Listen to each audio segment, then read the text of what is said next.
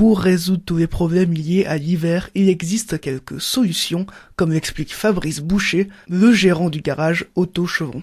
Alors la batterie, il faudrait la faire tester par un professionnel pour voir l'état de sa capacité, de son état de santé, on va dire. Après ça, c'est des petits contrôles habituels. Profiter chez les professionnels des promotions, contrôle hiver et ainsi de suite. Donc faire la révision en temps et en heure, contrôler un petit peu l'état général de son véhicule, faire peser son antigel, faire peser l'état de son liquide de lave-glace et toutes ces choses-là. Autre problème, le gel des serrures. Si ça vous arrive, il ne faut surtout pas forcer avec la clé à l'intérieur. Il faut soit mettre du produit dans la serrure, un produit dégivrant, ou alors chauffer votre clé avec un briquet ou quelque chose comme ça, et l'introduire délicatement dedans, laisser agir un petit peu, que la température remonte dans la serrure, faire fondre la glace, et après ça devrait fonctionner. Si vous forcez, il y a quelque chose qui va casser, ça c'est sûr. Et en hiver, le risque de gel du lave-glace est également important. Si vous mettez du lave-glace qui n'est pas assez protégé au niveau température, c'est sûr qu'il va geler. S'il gèle, la pompe, elle va être